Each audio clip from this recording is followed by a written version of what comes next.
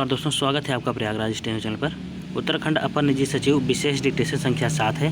85 शब्द प्रति मिनट की गति से बोला जाएगा। ध्यानपूर्वक लिखिएगा। डिक्टेशन शुरू होगी 5 सेकंड में। Ready, start. महोदय, भारत का लोकतांत्रिक ढांचा अपनी जीवंत चुनावी प्रक्रिया के आधार पर फल फूल रहा है और नागरिकों को हर स्तर पर शासन को सक्रिय रूप से आकार देने में सक्षम बनाता है। स्वतंत्रता के बाद से अब तक लोकसभा और राज्य विधानसभाओं के 400 से अधिक चुनावों ने निष्पक्षता और पारदर्शिता के प्रति भारत के चुनाव आयोग की प्रतिबद्धता को प्रदर्शित किया है। हालांकि अलग अलग और बार बार होने वाले चुनावों की प्रकृति ने एक अधिक कुशल प्रणाली की आवश्यकता पर चर्चाओं को जन्म दिया है। इससे एक राष्ट्र एक चुनाव की अवधारणा में रुचि फिर से जग गई है। एक राष्ट्र एक चुनाव के इस विचार को एक साथ चुनाव के रूप में भी जाना जाता है, जो लोकसभा और राज्य विधानसभाओं के चुनावों को एक ही साथ कराने का प्रस्ताव प्रस्तुत करता है। इससे मतदाता अपने निर्वाचन क्षेत्रों में एक ही दिन सरकार के दोनों स्तरों के लिए अपने मत डाल सकेंगे। हालांकि देश भर में मतदान कई चरणों में कराया जा सकता है।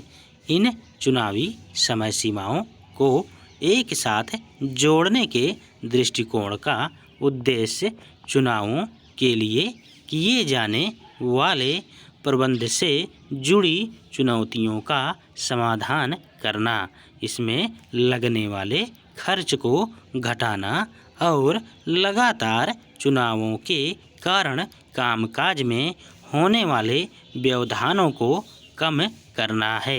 भारत में एक साथ चुनाव कराने के संबंध में उच्च स्तरीय समिति की रिपोर्ट को 2024 में जारी किया गया था।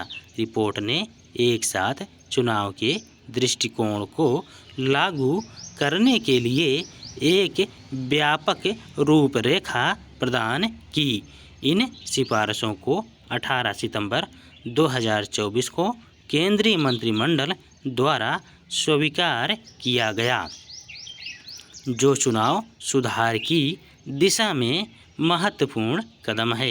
इस प्रक्रिया के समर्थकों का तर्क है कि इस तरह की प्रणाली प्रशासनिक दक्षता को बढ़ा सकती है, चुनाव संबंधी खर्चों को कम कर सकती है और नीति संबंधी निरंतरता को बढ़ावा दे सकती है। भारत में शासन को सुव्यवस्थित करने और लोकतांत्रिक प्रक्रियाओं को उसके अनुकूल बनाने की आकांक्षाओं को देखते हुए एक राष्ट्र एक चुनाव की अवधारणा एक महत्वपूर्ण सुधार के रूप में उभरी है, जिसके लिए गहन विचार विमर्श और आम सहमति की आवश्यकता है।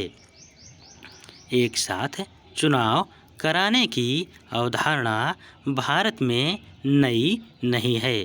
संविधान को अंगीकार किए जाने के बाद 1951 से 1967 तक लोकसभा और सभी राज्य विधानसभाओं के चुनाव एक साथ आयोजित किए गए थे। लोकसभा और राज्य विधानसभाओं के पहले आम चुनाव 1951-52 में एक साथ आयोजित किए गए थे।